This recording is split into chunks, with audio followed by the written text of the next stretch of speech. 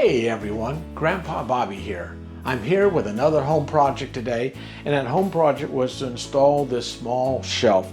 This shelf is from Home Decorative Collections. I got it from Home Depot, and it is an 18-inch shelf, but the actual size is 1 1/4 by 17 3/4 by 7.7 inches deep. So let's talk about how I installed this. I'm going to talk about the studs behind the wall, how I found what type of anchor I wanted to use. So that's forthcoming in the next section of this video. And of course, it now mounts my new Wi-Fi 7 Orbi. And yes, I got to have my 35-year Pratt Whitney cup up here to hold. So with that said, let's go into how I put the shelf up. During this portion of the video, I had to do a dub over. I had lost my audio. So sit back and let me just talk you for the next couple frames. Here's where I'm taking the shelf, figuring out where I want to place it. So I like to use painter's tape against the wall. And of course I can use that to make a straight line at this level. And like you can see, there's a bracket that slides in the back of this shelf that hides it. And it has quite a few positions, but I'm only going to use 3 of them. Now, I'm going to take this shelf, and once I've got my position, I'm going to figure out what type of anchors I want to use. This is for the non-stud portion of the build. And again, I wrote down the amount of height I wanted from the floor, and that made it nice to use the painter's tape just to be able to make notes, and then of course I can pull it off later. Now, we're going to have to start talking about the anchors that go against the wall. Now, this system came with some cheap anchors. I don't like them. So as you see here, this is going to be the anchor that comes with the kit. They're just not the greatest. Okay, you got to put the same amount of hole in the wall. So here's one I tried. I looked at the one with the white. I didn't kind of like that, even though it's not too bad. But I said to myself, if I'm going to put a hole in the wall, and I even looked at these are just simple metal ones, and they're great. But again, I have to put a hole through the wall. I might as well put one through that's going to give me the most holding power. That's what this is. This is this drywall toggle, and you notice it's got a self-drilling that really makes a nice clean hole, and you're going to see in my next couple of videos some slow motion of that cutting through the wall. It's pretty cool to watch.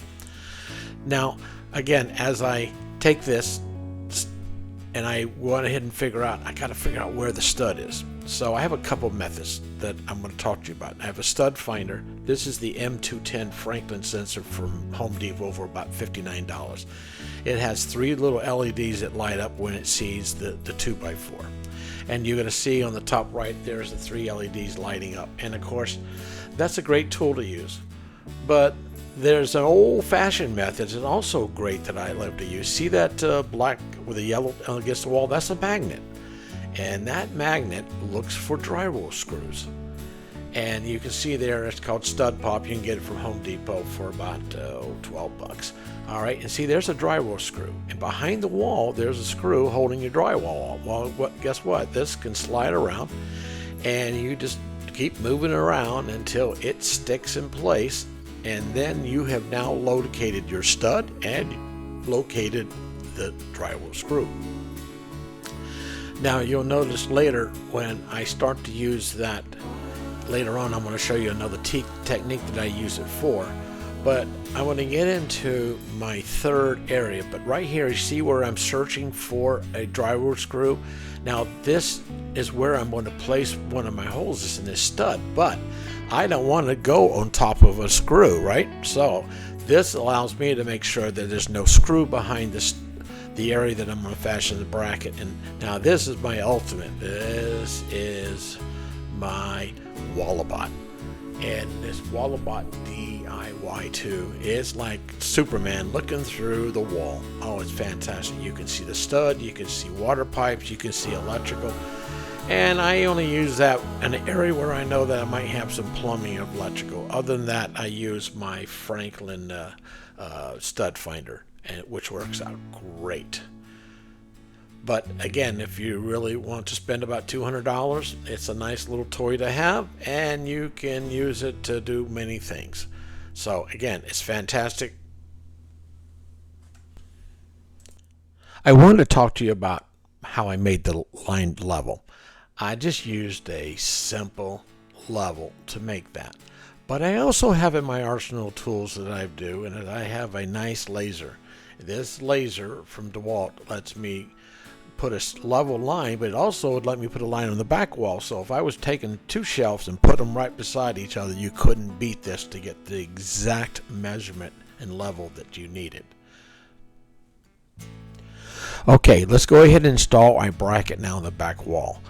Our first thing I want to do is I want to take an awl. I love an awl. I take and find the exact center point where I want to put my first screw, my first datum point. And I take this awl and I use it around the house a lot, and you can see a picture on the right hand top side in just a minute.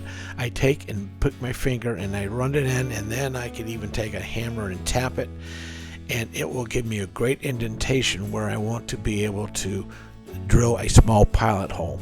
Now we're going to drill a small pilot hole, and the reason why, we're going into the wood and we want that exact center to be the center. So when the screw goes in, it's not going to go to the left or the right of the hole that we're putting the screw through in the bracket. So I'm going to go ahead and attach now the bracket with that screw into it and let it hang for a moment. And so I'm taking a drill bit, a 7/64 just for a pilot, just to give guidance for the, and I'm using a deck screw. I like deck screws when I do stuff like this because they don't break. All right, so now I'm going to take this deck screw, I'm going to fasten the bracket. Again, this is just a temporary hole for me to get my marking, and then I'll take my painter's tape off. So what I'm going to do now is align the other two holes in the exact location center of that line. But then I'm going to take another drill bit that's the size of the diameter of the hole that the screw goes through, and that is 11/64 diameter. And what that's going to do is give an exact pilot when I put in my next phase of putting in the toggle. It will locate in the exact center, because remember, you don't have much wiggle room on these screw holes. You can be off by a 1/4 of an inch or an 1/8 of an inch and it won't line up. So I was very fortunate, everything lined up perfectly. Now you're going to see some cool things when I take all this tape off. By the way, you have to be careful. Sometimes you can pull the paint back off where I put that little indentation in there, but no one's going to see it anyway. So now we're ready to attach the bracket back. We're going to use that same pilot hole screw that we did for the deck screw, and we're going to attach it, but we're going to still come back to the toggle later and use this toggle. But first, now I've attached it to the wall. It's just hanging loose. Now I'm going to take and line it up, and I have my indentations, and now I'm going to start drilling one of the driver schools. Now check out the video that's going to be coming up next. It's going to be a slow motion, and this is kind of cool. This is really what it's doing. It's slowly cutting through the gypsum board or wall board, and down you can see on the back, this is how it really does an extra clamping to hold something up. This lever pulls all the way back, this little bar, and this gives you a really secure toggle bolt. But you got to remember, you got to put the same diameter hole if you use the other two, so why not use the best? It doesn't matter. And if you need to drywall over it later, oh, it's a piece of cake. Take a ball peen hammer, just tap in the wall, and then plug it up, and you're done. I've done that many times. So I hope you're enjoying this portion of the video. It's something that I wanted to give you a different perspective on a lot of videos out there on YouTube. I just wanted you to be able to see what really happens behind the wall. And again, this is my method. Other people can do different things, but hey, this is what I did. So enjoy and sit back and continue the video. Now during this process, the tube that protrudes out from the back of the bracket, when you screw it to the wall, it shifted a little bit, and I had to take my hand and bend it over a little bit. So that just means it's not the most expensive shelf in the market, so you have to tweak it a little bit. But after I finished moving it over, it lined up perfectly, and it worked out well, and it turned out to be level. Okay, the shelf is installed, and I can see that it's fairly level, but it's definitely a crude bracket that comes with the shelf from Home Depot.